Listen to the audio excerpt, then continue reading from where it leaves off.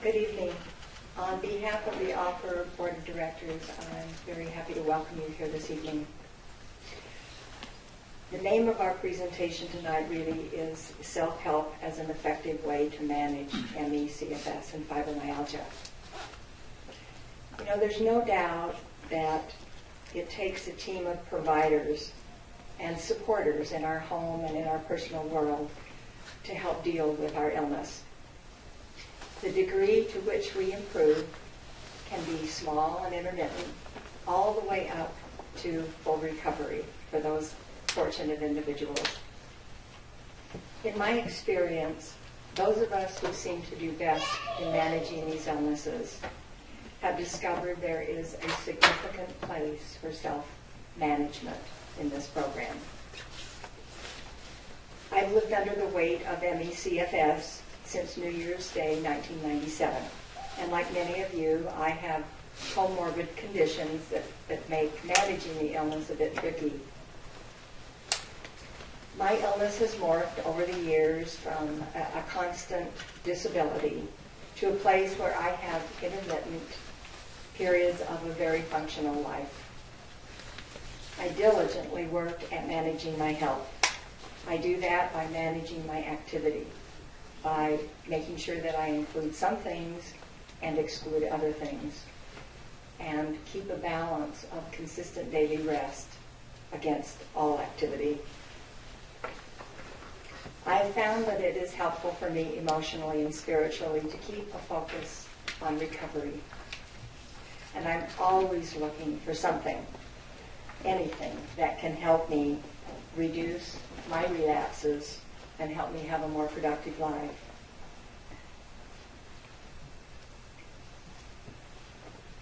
One of my health management tools, in fact, I guess my favorite one so far, are the CFID self-help courses that are taught online. They were authored by Bruce Campbell, PhD. These online courses are changing the lives of its international student body and changing them for the better.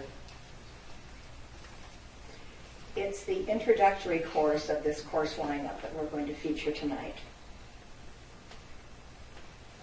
This book, written by Dr. Bruce Campbell, is actually the textbook that they use for the introductory course. He and his assistant, Jan Wolski, who's a licensed occupational therapist, offer these courses through their nonprofit organization. Their mission all along has been to improve the quality of life for people with ME/CFS, and fibromyalgia. You may recognize the name of Charles Lapp. He's one of the premier clinicians for CFS in our nation, and he had this to say about Dr. Campbell's book. When I first discovered Dr. Campbell's book, I know that I was close to the Grail. I have encouraged virtually all of my patients to read his self-help book and to follow his advice. For those of you who don't know, Bruce was diagnosed with CFS in 1997. And at that time, when he was first ill, he says that he was operating at about 25% of what his normal life was. The idea to create this particular book was a natural outcome of what he was doing professionally, which was helping research self-help courses for the medical school at Stanford University. By applying the program that he created and is offering to us, he was able to, on a month-to-month basis, over a period of about 4 years, change his health from a point where he was not functioning. He shared the following with me, and I would like to share it with you. Quote, "My trip, my recent vacation, involved 9 days of hiking with an average of 3 miles a day." And he went on to say that 2 years ago he celebrated his 65th birthday by completing a 12-day hike that included 162 miles. These distances are consistent with who he was before he got ill. I'm sharing Bruce's experience with you tonight, and we are presenting this program not to set the bar for you, but hopefully to add some encouragement to your life. The fact that he has made his successful actions available to us is an act of deep generosity, in my opinion. The lineup of gentle, encouraging online courses has made a contribution to my personal life. I've learned a few new skills as a result of the courses, and I've improved upon a lot that I was using before the course. I consider myself a pretty practical gal, and the course benefited me on a practical level. I've asked Ann Leppert to make the main presentation tonight. She is the person who introduced me to this lineup of courses, but more important, she has a very hopeful, emotional, and encouraging story to share. The CFIDS course lineup, as she'll tell you, changed her life. I'd like to tell you a little bit about Ann before she comes up. She grew up in Salt Lake. She completed her first 2 years of study at the university at Wesleyan in Connecticut. At that point, she was studying fine arts, and she even put a year in on the soccer team. She went on to finish her BA degree in human geography from the University of British Columbia in Vancouver. That was in 2001. She went on to start a career as a marketing consultant in that city. By Christmas that year, she had become ill with what we all recognize as something similar to the flu. She never recovered. She was diagnosed with sleep apnea and CFS in the fall of 2004. CFS, or ME as we are now naming our illness, impacted her significantly. Before becoming ill, she enjoyed an active life like many of us: skiing, hiking, rock climbing, and all kinds of other physical activities. Not only did ME/CFS truncate her physical activities and change the way she lived her life, but it also brought an end to her professional life. Ken Wilber, who you may recognize as an author and spiritual teacher, passed on Bruce Campbell's website to Ann through a mutual acquaintance. And that started her on the course of Campbell courses. She took her first course in 2006 and has continued to take a course every year since because of the amazing support that the courses have provided her. I've seen a brief look at the slides that she's about to present and the story she's about to tell, and you are really in for a treat. With pleasure, I turn the balance of the evening over to Ann.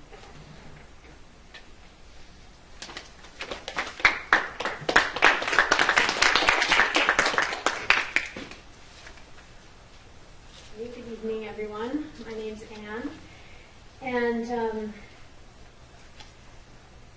when I think of what Bruce writes in his reports of his recreational trips that he does now, I think, well, that's what I used to do every weekend. I was really active. I grew up in Utah and loved to be in nature, and I would like to be able to do that someday. I don't have any plans as of yet. I've started small with, short hikes. I had 2 trips this summer, 5 days each. I went to southern Utah for the first time in 3 years, so I'm happy about that. And so my life before chronic fatigue was, as I said, very active. I actually went on an outward bound wilderness expedition semester for 3 months in Southern California. And it was about halfway through on that course when I seemed to be extremely fatigued and mentally had to push my body like I'd never had to before. And I was sleeping a lot, and I got home and I pushed through finishing my degree and then got a job as well in the fall. But then by Christmas of that year, as Linda said, I became very sick, and I just got progressively worse. So during the years of 2001 until 2004, when I was diagnosed, I lived a very painful existence. And I want to switch to, I have a slide coming up here that will explain some of the factors involved in that.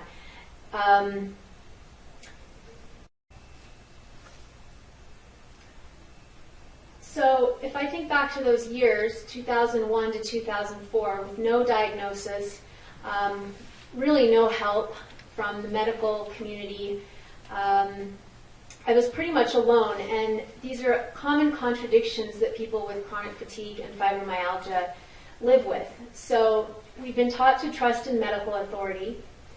There's an emphasis on how we look. There's a lot of people that don't believe we have this illness, so they're going to be challenging to us and say comments like, you don't do anything, or you're lazy, or, you know, it goes on and on. And then there's also an achievement orientation in our culture. So a lot of people, you know, get their identity and values from what they achieve in life, but chronic fatigue severely undermines that ability. So, and there's also a motivation to improve, but we actually have severe, real, difficult limits. So I was living in this world where I was very conflicted because I knew something was wrong, and yet no one seemed to validate that that was true. Everyone said I looked great, but I felt horrible. I knew I was competent, but I was struggling to finish my degree and just couldn't quite do, you know, I was doing just the final courses to finish, and that was barely all I could do. And then I had a real desire to improve, and I'd always exercised. I've trained all my life to try harder when I get tired. But in this case, anytime I tried harder, it just made things worse. And then I also struggled with my identity, being a recent graduate, wanting to go out in the world and have a professional life, but I wasn't able to. So those were some of the issues that I dealt with prior to even being diagnosed. Okay, this is a picture a friend of mine painted of me when I was living in Seattle. So I moved to Seattle in 2004, which is when I was diagnosed. I spent a lot of time in bed. This is another picture she drew of me. Okay, so in 2004, I was diagnosed with CFS and sleep apnea. And the following year, as Linda said, Ken Wilber told me about the self-help course. So I signed up January of 2006. And this is the course outline for Bruce's course. So he has several components. He has a rating scale that you can use to judge your symptom level. He talks about target setting, which forms the basis of the introductory course. Introduces logging and how to log and keep track of your symptoms and activity. Pacing, strategies to pacing. How to define your energy envelope and what that is, and then ways to create consistency in your life to avoid the push-crash cycle. So this course provides you with the tools I just mentioned, structure. It's a weekly course, so you can check in at any point during the week. And you can sign up for continuing courses when the formal course isn't running, so it's always there for you, day or night. Accountability, so that you can actually do what you say you want to do when you're fatigued and maybe depressed and action is a hard thing. If you set that intention in the course, it really helps you to achieve it. And it gave me a huge sense of empowerment to know that I could affect the course of my illness. And it also gave me community and a place to be seen, which was extremely important to me given that I didn't have a lot of recognition around me. So this is the CFS fibromyalgia rating scale that Bruce uses. So 0 is bedridden constantly, 10 mostly bedridden. Goes up from there by 10 points. It usually has a combination of hours of activity you can do during the day and symptom level. He suggests if your symptom level is like worse than the hours of activities you can do, then you might want to rate yourself lower. So for instance, if I can do 4 to 5 hours a day of work, but I actually have severe symptoms, I might want to rate myself as a 40 instead of a 50, because a 50 has only moderate symptoms. So this is a way you can judge your progress and get a sense of where you are. Okay, so target setting. This forms the core of the course. You're going to write down, the structure is what you want to do for the week, how much, when, how often, your confidence level, and then at the end of the week you write your results and your assessment. So what might be, I want to rest twice a day, 30 minutes each. How much would be 30 minutes. When, I want to do it at 11:30 and 3:30. How often? I want to give myself a break, so I'm going to do it 5 days out of 7 days, so I'll have the weekend free. Confidence. Bruce suggests that you only establish a target that you're 80% confident of. So this is something I had difficulty in the beginning, because I had all these ideas about what I wanted to do, and I just couldn't follow through. So I learned to lower my expectations and, break things down into much smaller pieces. And what I found is I felt so much better when I was successful on my target, even though it may have been a lot less than I had originally wanted to achieve. And then at the end of the week, you go through your results and assessment. And that's really helpful, because then you can, every target you learn from. You don't fail at anything, and that's also something I love about this course. Is you learn as much from a failed target as a successful one, because there's a lot of things we have to adjust in learning to live with this illness, and you just have to be patient with yourself and keep improving upon the next time. So, as I said, the benefits of target setting, I said I increased my chance of success, gave me positive feelings about my ability to manage my health, and the repetition helped me acquire a new habit that was hard to do. So I found that if I set the same target for 6 weeks especially, I could do it much more regularly after that. And then I wouldn't need to set it for a while, because I'd already be in the habit of it.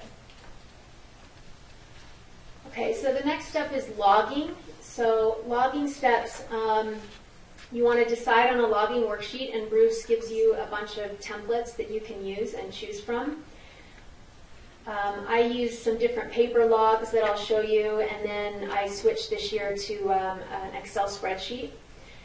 Next, you want to determine how to categorize your activities. So, there's some suggestions: light, medium, and hard. Or mental, physical, and emotional. Some people are going to say that, a physical activity is harder on them than a mental one. But someone might say, well, actually the stress is worse or equal to the physical activity. So at first I started out dividing it based on physical exertion.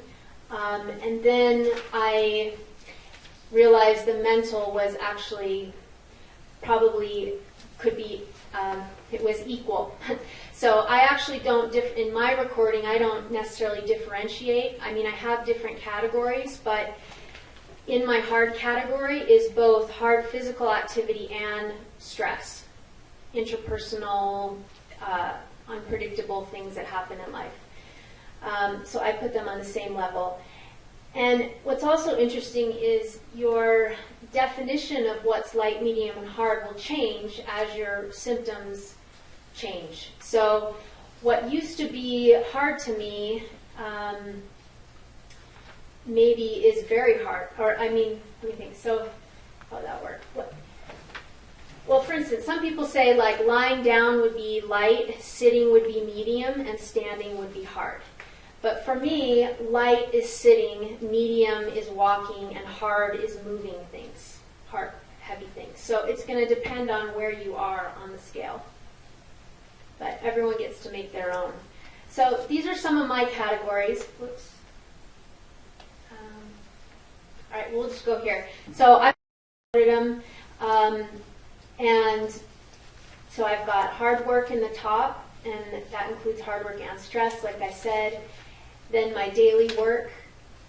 Activities of daily living is a word that I used in the course, just to incorporate all the things you do every day.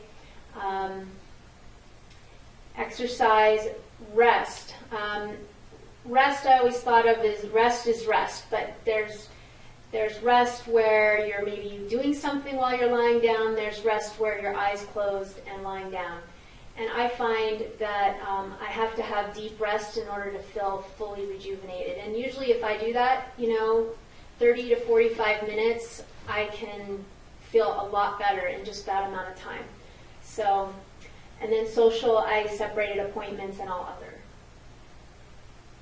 So this is one of my older logs, and I don't know what all the categories stand for, but I colored in the blue as in activity. So at this point, I was just separating what was activity and what was more like hanging around, I don't know, like maybe lying down or activities of daily living. So I've always used colors to help me differentiate them, but I show this because your logging does not have to be perfect. It's whatever you can do in the moment. And this is when I had a lot of cognitive symptoms, and it was hard for me to keep track. So, this was the best I did on this week. And then this is another one. Again, I did the color coding, and at the end of these, then I would add up how much time was spent in each category.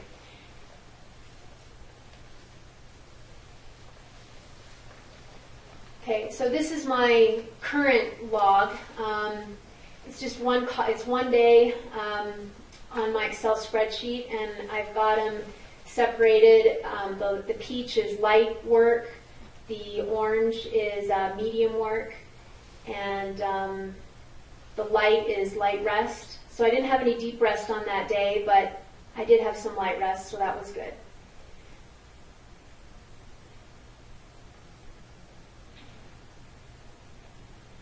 Okay, so the benefits of logging, it shows you in black and white how you're spending your energy and how you feel. So where I found this helpful is it cuts through the mental and emotional issues that complicate and confuse our ability to live with the illness. It also helps to identify causes of your relapses, helps to differentiate between similar symptoms, and decreases your frustration and increases clarity. I find when I don't log, I start to feel worse, and I'm extremely frustrated that I don't know why or how I got this, and I'm really angry and maybe hopeless about it. But if I log and I can look back and say, oh, this happened, and this is why I'm feeling this way, it just makes it so much easier to take responsibility for it and make changes for the future. So now I want to introduce the energy envelope. This is a principle that Bruce uses in the course. So there are three components. One is our available energy. So the energy we have available to us to use in our daily life, and it's replenished by food and rest. Then the expended energy that we use, and then the symptoms. So what Bruce says is if you keep your expended energy within the limits of your available energy, you have a chance to reduce symptoms, and over time may be able to expand your limits. So the idea is to give your body as much rest as it needs to let it rejuvenate and heal and not continually exhaust it, so that sort of breaks the cycle of perpetuating the illness. So this is an important principle, and I'm going to show you next how you would create your envelope or find it. Actually, but first, this is a slide of before I was in Bruce's course. I kept track of the energy perceived, so that would be my available energy, and then my energy expended. So my energy perceived was, average for a month at the bottom is the average was a 40, and it fluctuated around that number. My energy expended was a 70. This was before Bruce's course. I had no idea about pacing, anything. I was confused. I was in denial. I was trying to be the person that I thought had been my whole life. And notice my rest, I wouldn't rest, and then all of a sudden it hit me and I'd have like a half day in bed or 4 hours. So that was how I was living before the course. This was my first energy envelope I made in the course in 2006.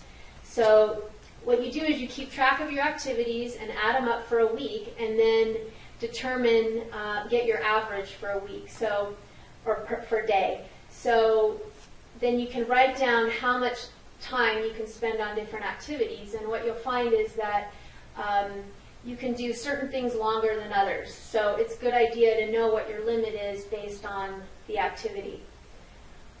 So here I could do 5 hours of activity in a day. I could work 2 hours, and I needed a 15-minute rest every 2 hours. And I was sitting down mailing things. It was brainless work. So I wasn't doing great. What's some other ones? My daytime rest was between 2 and 4 hours. And my driving was about 20 minutes. So now I redid my envelope in 2010. So this is about 4.5 years later. So my sleep's still the same at 10 hours, but my activity is about 6 to 7 hours in a day. And I can rest usually 1 hour a day is about my minimum. And I can exercise more.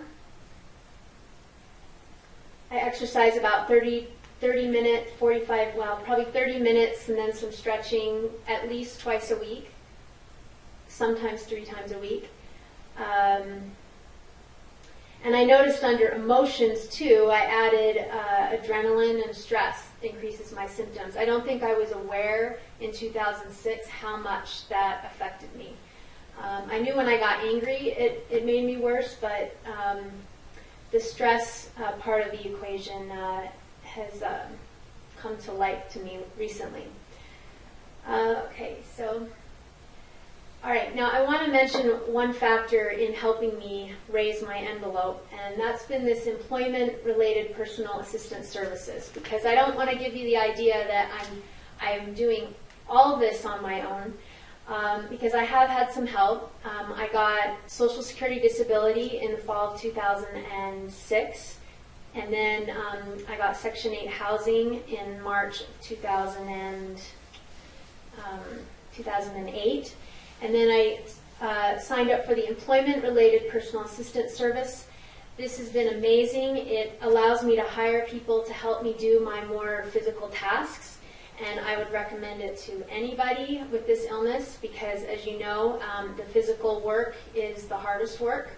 So by delegating to other people, the harder tasks of cleaning, shopping, that kind of thing, I can reserve my energy for more important things like working. Well, it's meant so that you can work is the primary purpose of it. And as a result of this, I've been able to return to work about 15, sometimes 20 hours a week for the last 2 years, and I did not work for the previous 3 years.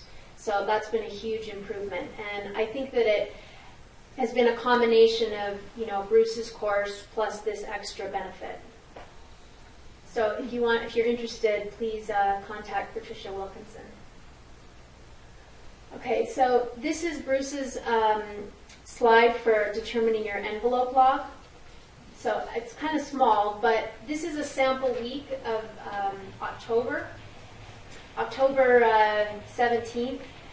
And I picked this week because it shows that while I have a good understanding of what I should be doing, I don't always do it.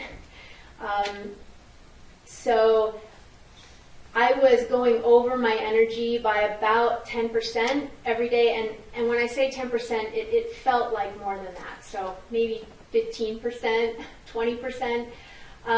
And so in Bruce's thing, format, he has you write your symptom, energy, and activity level, AM, PM, and evening. Now, for me, I felt like that was too much.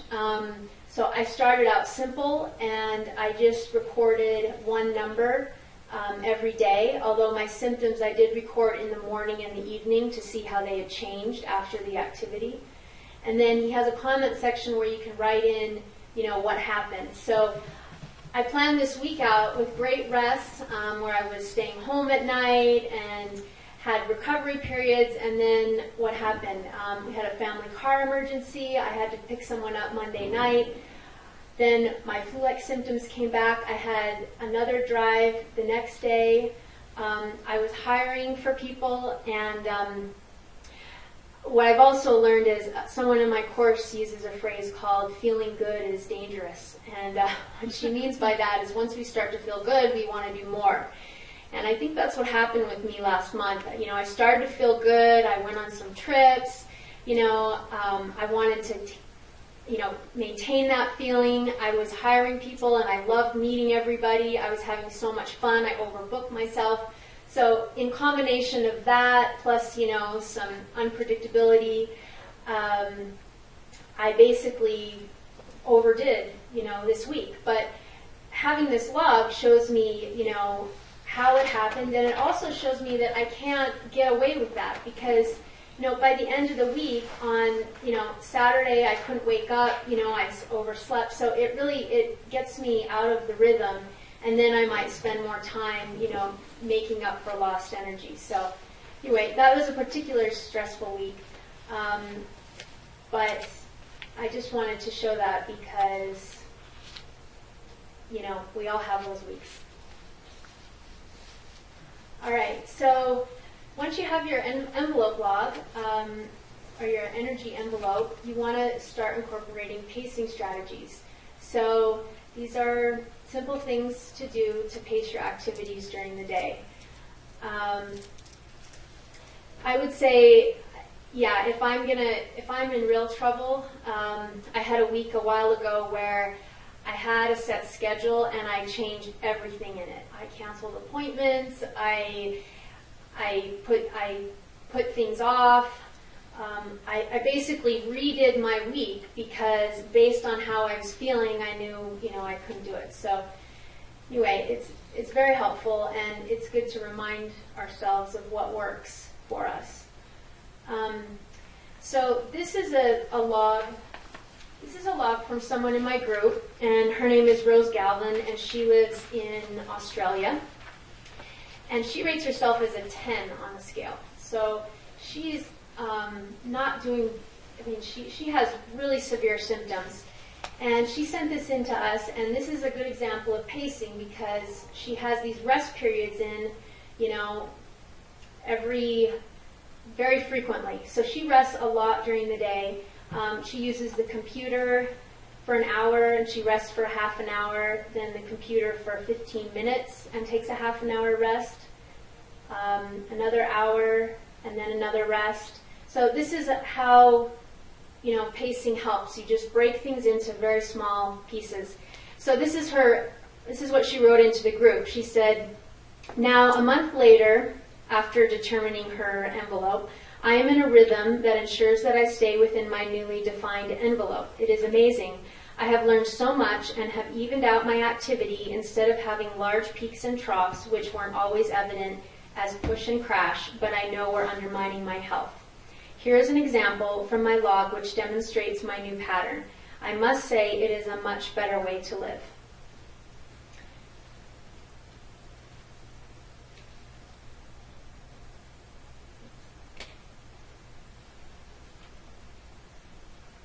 Okay, so now I just want to say that after Bruce's introductory course, he has other courses, and you can choose to focus on an aspect of your illness that you feel would give you the most benefit.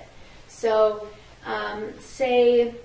so I chose to focus on sleep because I felt like if I wasn't sleeping well, it was causing me more fatigue, and it was contributing to my symptoms. So I really focused on this for a while. This is a sleep record I had from 2006. So I really couldn't get to bed till like really late at night. My wake times are on the left, and they're all over the place.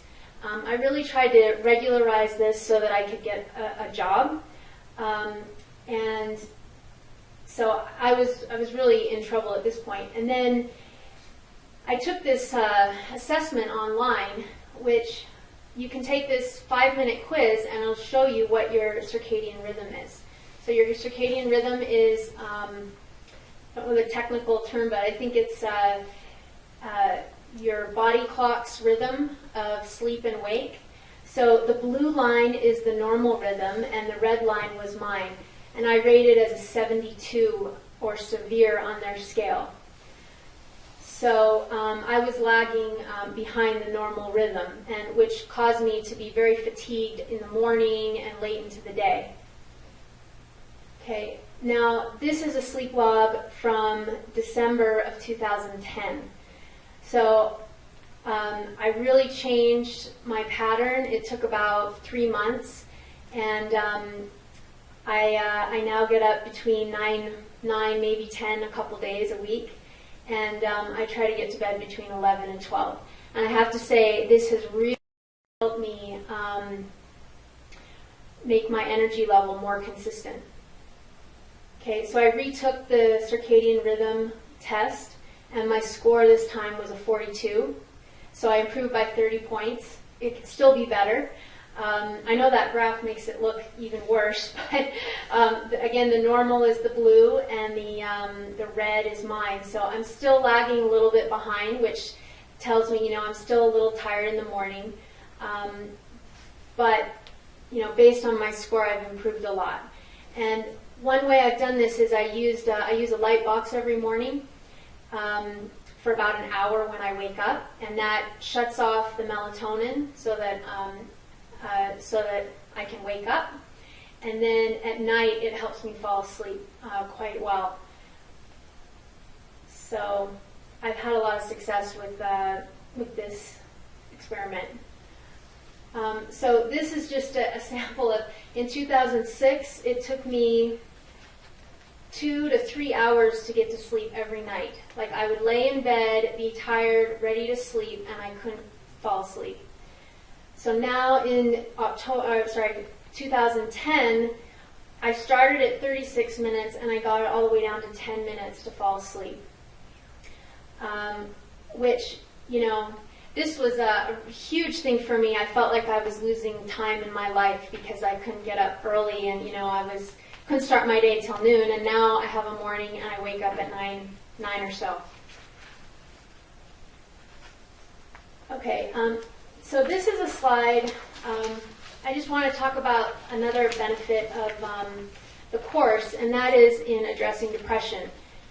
Because this is an interesting slide because it says, the things that we're told we're supposed to be able to do when we're depressed that will help us feel better. And on the right-hand side are,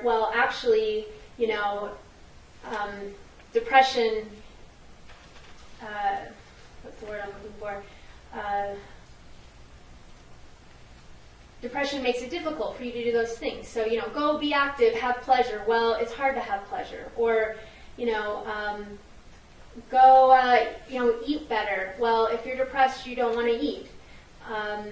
Socialize. You need to get out and see people. Well, all you want to do is isolate. So, it's interesting. I think there's a similar chart for this with chronic fatigue. Being active helps you feel better, but it's hard to be active. We're isolated, so you should go be social, but it's too hard to get out.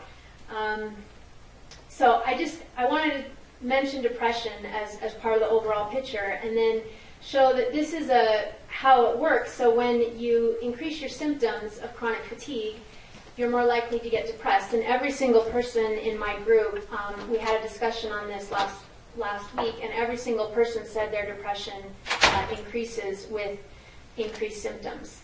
So, and then the problem is when you get more depressed, it makes your symptoms even worse. So your neurotransmitters go down, your endorphins go down, you've been in bed and inside for too many days, and then it's hard to get feeling better again.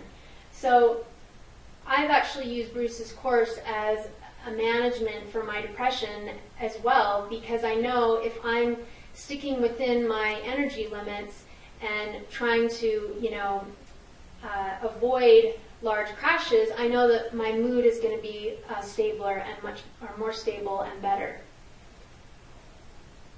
So, in summary, my physical benefits from the course are I improved from 35 to 60 on the rating scale. I've reduced my flu-like symptoms from nearly constant in those 3 years, or 4 years before I came to the course, to about 1 to 3 times per year under stress. I've decreased my brain fog drastically, and I want to say that this last month I've noticed I had too much activity, and one of the first things that came back was my cognitive symptoms, and I haven't had those this badly in all year, and between this year and last year, I haven't experienced them like I have this month, and I know that relates to my overdoing in the last month. So, I don't know, that was a really cool thing that I discovered. And then I established a consistent sleep schedule, and another reason why I try and carefully manage my activities is so that I can exercise to feel better. I was very active before, and I'd like to maintain that level, or some physical strength. So my emotional, spiritual benefits have been, it helps me deal with my reality. It's given me certainty about my illness when the outside world has given me doubt. It gives me belonging, support, and understanding. It helps me work through difficult issues in a non-judgmental place, improve my mood, my confidence, and it gives me mentors and examples of people who have improved themselves. So this is just a balance wheel of the different areas of your life, and you've heard often that balance is the key, to managing this illness, and so I just like to use that, to see where I am, and I would have to say that mine is much more round if I were to fill in those pie charts as opposed to the one on the bottom left. Okay, and then I found this quote on Facebook that I really like, and it says, "You never change things by fighting the existing reality. To change something, build a new model that makes the existing model obsolete." So I think behind creating a better paced life, it involves dealing with some of those deeper issues that keep us stuck. So that's everything. Thank you.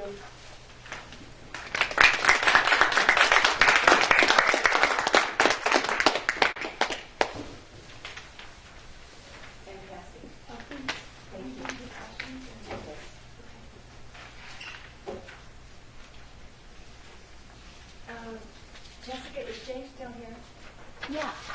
Want me to grab him? I'm wondering, is he with your son? Yeah. Oh, never mind. Sorry. I'll move this around. Okay.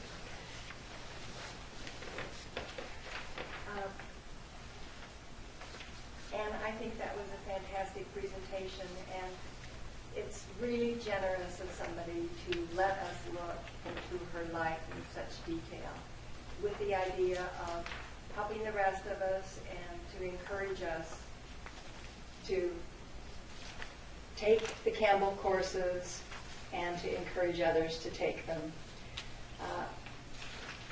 With all of the help that we get from the medical world, I don't think there's any substitute for learning how to develop skills for self-help so that we can kind of manage our own health. Do you have any questions of Anne? In your 2000, Excuse me, let me just have you. in your 2005 November records, you have energy received and energy expended. Uh-huh. How do you come up with those numbers? What do those numbers represent? Well, those are based on, if you look back at Bruce's scale, which is on the second page on the top. It says for each number it has a number of hours you can be active during the day. And it also has a description of your symptoms, whether they're mild, moderate, or severe. Does that answer you?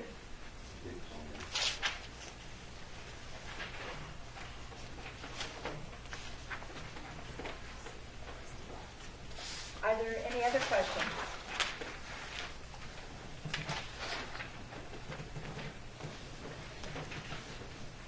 I noticed on one of the slides you had mentioned food, and I was just glancing at what it said. Tell me a little bit about the foods that you learned you could eat or you shouldn't eat, or what worked for you. Well, I had, I think, what they call functional hypoglycemia, and I didn't know what it was, and for a long time, and I just get really faint and weak and dizzy if I don't eat. But it's been interesting because I think there were things I wasn't aware of when I was really sick, and as I've gotten better, I've become more aware of things that have been a problem. So what I've noticed now is I have a lot of, I think it's candida, which I've been told is common with people with CFS, so I don't tolerate yeast, sugar, wheat, and now I found out I'm sensitive to wheat, dairy, and a couple other foods, and I've been told that some of those sensitivities will go away as my gut lining heals, but I'm not really sure. I've had them for a long time, so yeah. May I add a point on food? When I first became ill, I had terrible symptoms that came from nowhere with wheat, with dairy, with even certain vegetables, and with sugar. And some of the symptoms were almost intolerable. They were painful, and they had a lot to do with itching, and it was miserable. Over the course of 18 months of a very strict avoidance diet, I'm no longer sensitive to those things. And it was really hard to do a strict diet, but the reward is that I was able to turn it around.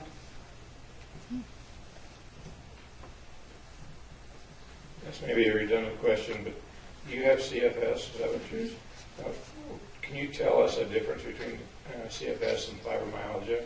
And are the symptoms of fibromyalgia as severe as what you've experienced? You know, I don't really feel qualified to answer that question. I think Cindy Bateman actually answered that question in the talk last month. I really don't know. I know that fibromyalgia has a lot of pain associated with it, but what's interesting is I have a lot of pain too, and I also have the flu-like symptoms, so I thought what differentiated fibromyalgia and chronic fatigue was sort of the flu symptoms, but I really don't know. I'm not an authority to say that. Are you considered to still have CFS? Yeah. And would that migrate into fibromyalgia? For just It could, yeah. I mean, I don't know. I've been wondering myself because apparently now you don't have to have tender points, and I've been keeping track of all my symptoms, and my main symptom is pain, like high. So I'm not really sure. You didn't have that before? Well, when I first got sick, it was mostly just sickness and fatigue, and then it kind of morphed into pain as well. But now I have a lot. Like I said, I don't have the sickness a lot, and now it's just more pain. So, yeah. You explain how you experience your fatigue? Could you explain what you mean by fatigue? Like it hurts to stand. Like it's. I mean, the first thing for me that goes is yeah, like standing, like and walking.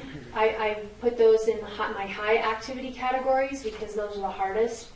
But it can also feel fatiguing just to sit up straight, you know, and I need to lie down. It's like I need support for my body. And, you know, having been an athlete, like trying to equate it to that, because everyone knows a lot of people know what it's like to, you know, have a good workout or run a race or walk a race or something and be tired afterwards. But this is like... Just to continue a task that you initiated probably. Oh, well, yeah, I mean, it's so much more severe. It's hard. I'm just trying to describe the feeling of it. I understand this kind of thing. It's almost like when I would rock climb and I would go out for like a 16-hour day and get up early in the morning and climb Squamish, you know, north of Vancouver, which was like, you know, 8 pitches long, like 70 feet long, like going up. I mean, and I would get done at the end of the day and I would be exhausted and I would just want to lay on the couch and watch TV. It's like I feel like that, like all the time. Constantly. And I didn't do anything, hardly at all. You know, does that explain it somewhat? Hope so. Huh? Yeah.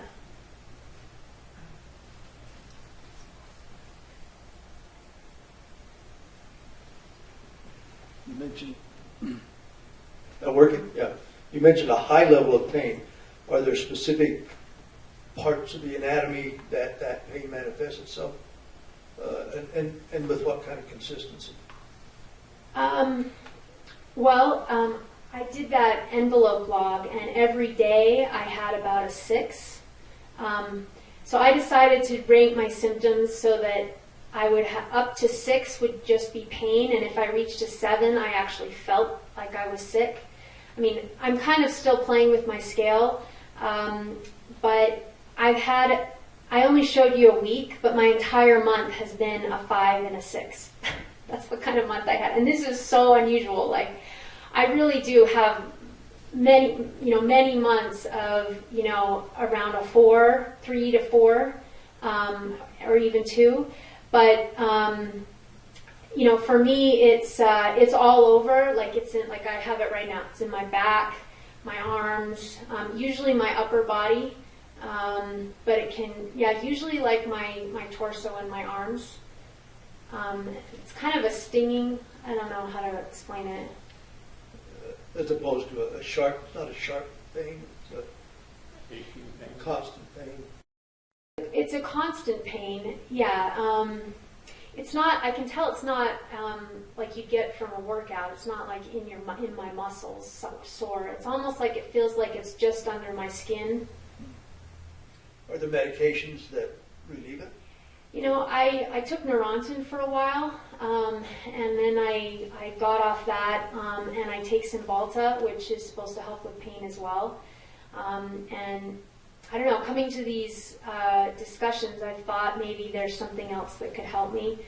But I also don't want to it'd be great if it could help, but I also don't want to mask it, because then I'm going to be out there, I'm just going to think I can do more, and then I'm very dependent on the drug. You know, so I don't know. Something I have to think about. This number scale you're talking about here on your envelope, log 1 to 10, is that where you're, when you say 5 or 6 to 4? Yeah. Okay. Yeah, and you see at the very bottom it says Bruce has a scale. Actually, you can't read it on here, I think. The scale 1 is no symptoms, and a 10 is worse symptoms. Yeah. And he has more detailed worksheets that you can actually describe what that means to you.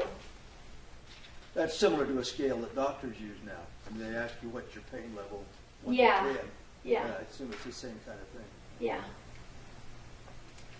I'm here for my wife. She couldn't make it when I said conflict. Well, I just make a comment on what she said.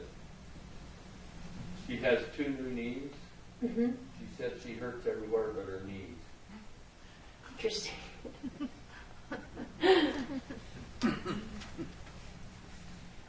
I'd like to ask a question, Ann. Okay.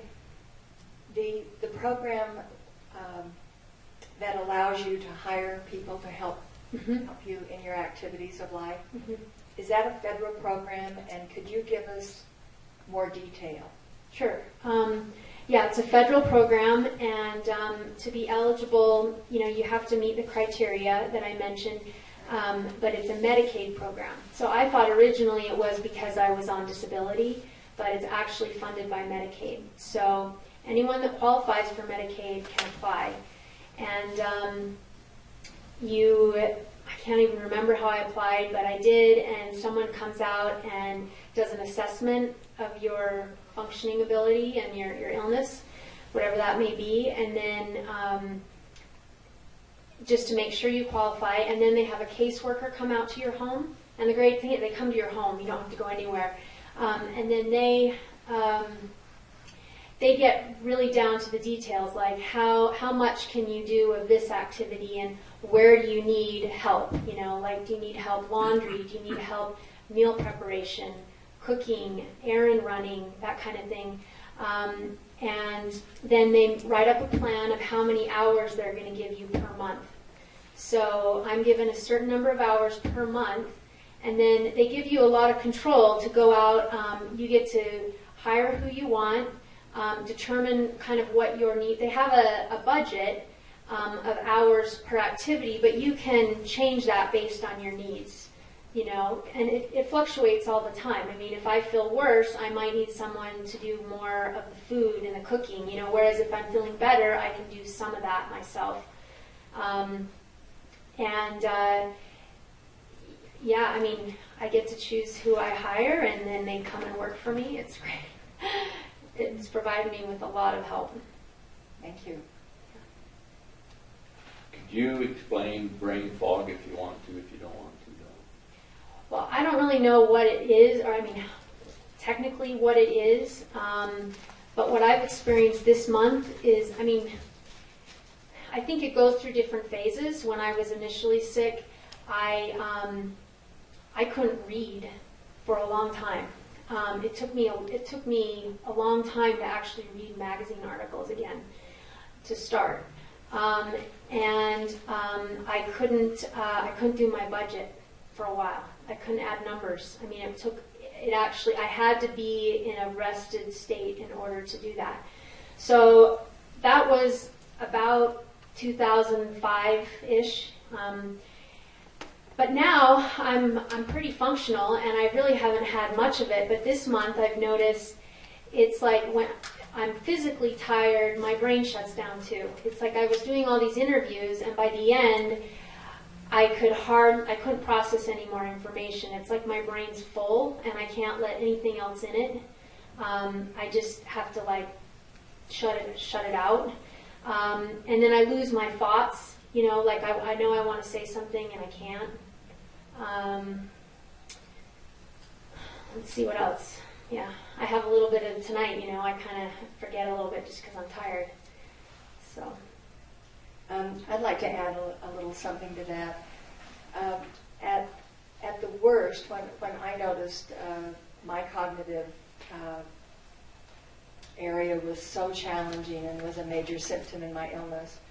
For example, I could watch a movie, and by the time that I walked to my car, whatever few minutes that was. I could not remember the title of the movie. I couldn't name anyone who was in the movie, and I could not tell you what I just watched. That was very alarming because I'm a movie buff, and it showed up very rapidly. And I can't tell you how many times I lost my car in a parking lot and spent 20, sometimes 30 minutes roaming through a parking lot because I had absolutely no mental picture that I could rely on as to where it was. I've spent the last 2 years working on my cognition, and I spend 25 to 30 minutes a day most weeks on brain fitness software, and it has made a dramatic difference for me. I just want to add to that. I mean, that has helped me so much in my life because I experienced a lot of that and a lot of energy in getting lost and not knowing where. And you know, I do pretty well at that. And I did notice though today I got lost in the parking lot below the Kinko's coming here. But I've gotten lost in that parking garage before. But it did remind me. It was like deja vu. You know, I know I've been lost in this parking lot before, but it's been a while. Yeah, you're right. I keep asking all the questions, but I keep thinking about my wife. Do you think it's the brain fog is caused somewhat by the pain medication, or is it by the illness? Well, I'm not on much pain medication, so I'm pretty sure it's the illness. Yeah. I mean, medicines may make it slightly worse, but I'm pretty sure it's central to the illness. Now, do you have CFS yourself? I do. So it's not fibromyalgia. I have both. Oh, do you? So do you know how they differentiate between the two? I know from a subjective viewpoint. I can share that with you. Okay, one other question. When you said you walked out of a movie, can you remember who was in it and what it was about? Did that eventually come back to you later in the week or something? So you remembered what you saw or not? You just lost it totally. I did. My cognitive symptoms were some of my most severe, and they limited my life dramatically. I could not anywhere near multitask. If I was cooking something, I had to stay in the kitchen watching it because I could not leave and have one distraction, or I would have a burnt pan and a ruined meal. And that's just kind of a typical example of you losing the ability to multitask, which was one of my abilities as a person. Chronic fatigue and fibromyalgia. I noticed that fatigue was my primary symptom. It was very debilitating and disabling. And then at some point, there became a layer of pain that came with it, a really bad layer of pain. And I still have it, and like Anne, I'm sitting here tonight and I'm in quite a bit of pain. But I've just kind of learned that it's just a piece and parcel of what happens. You had a question?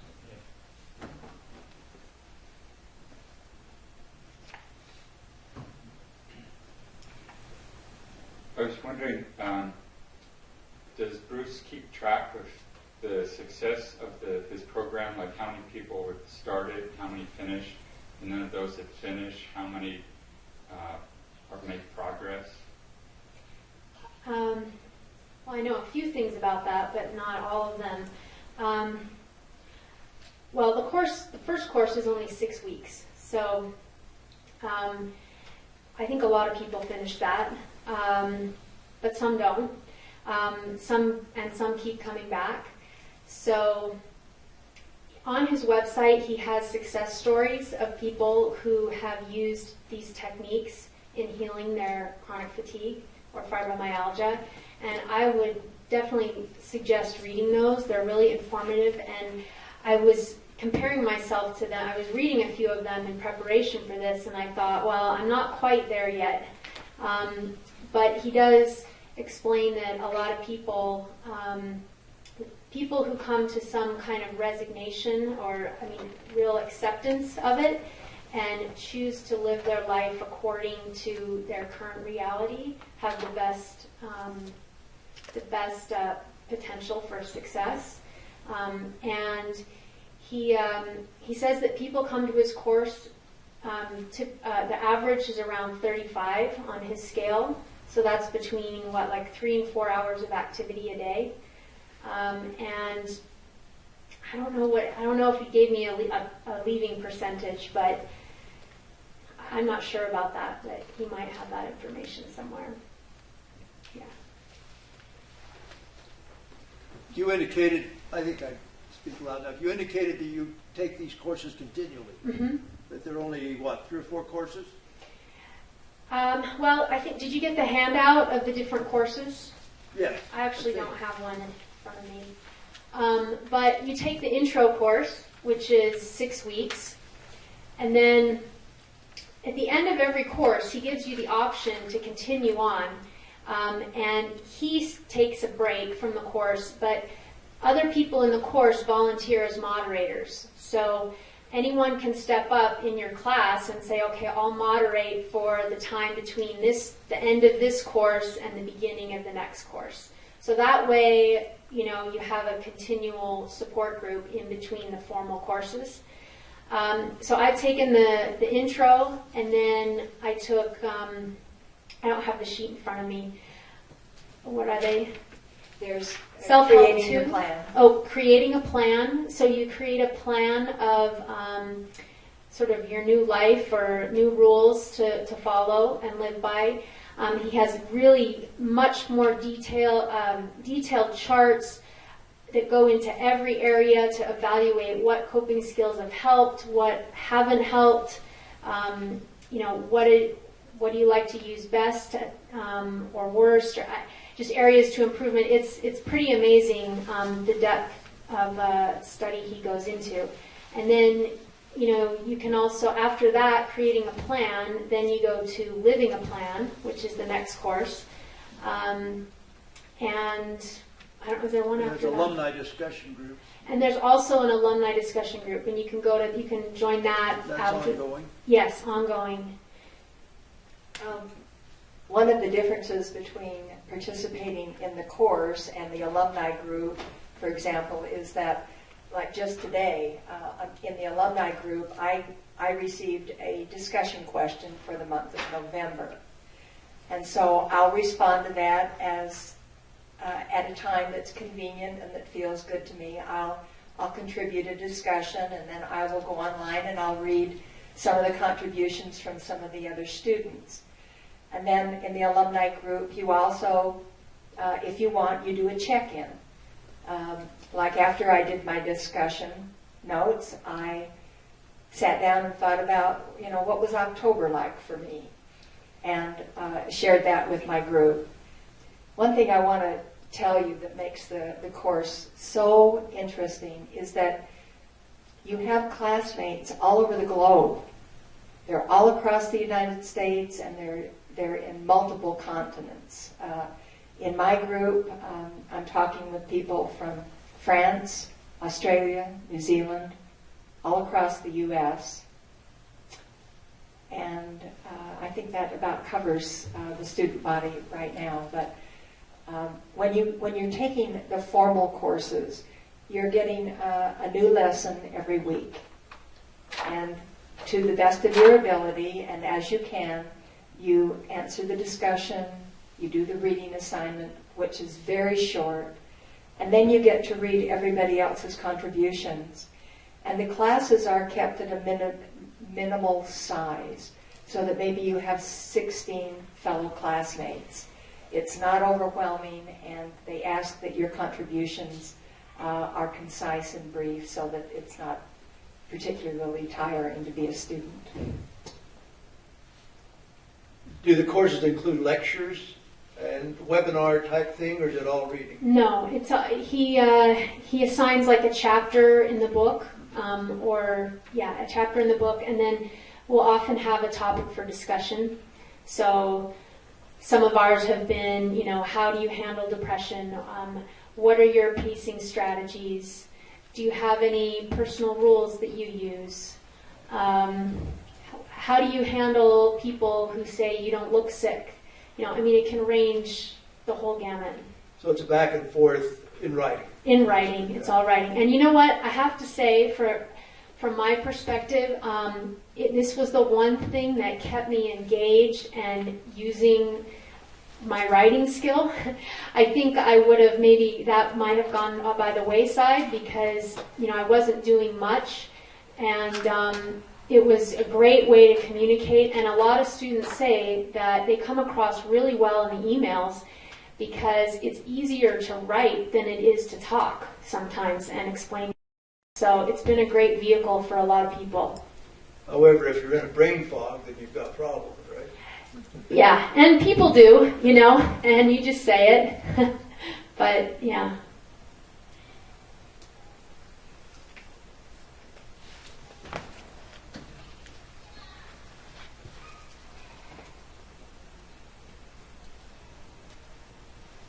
Hey, Ann. Hi.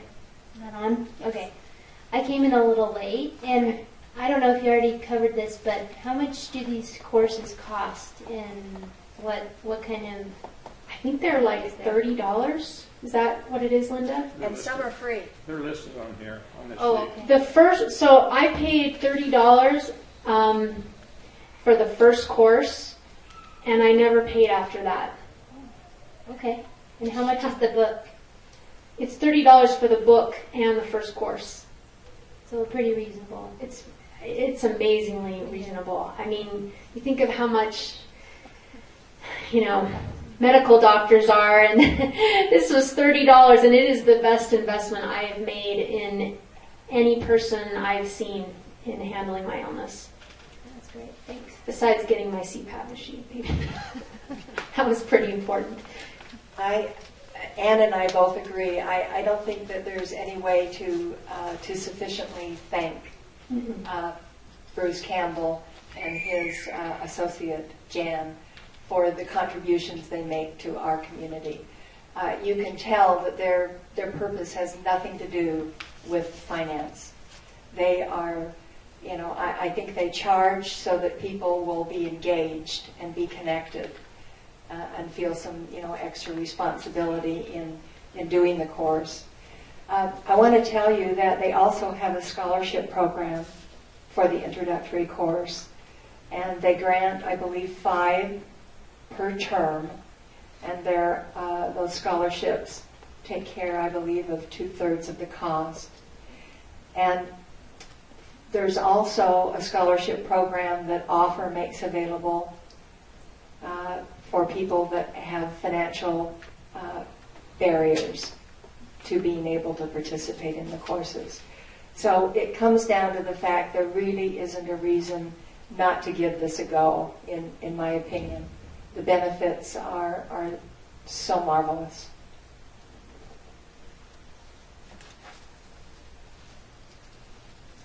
Did we catch all the questions? Well, I hope you will join me in giving Ann a wonderful round of applause for her contribution to us.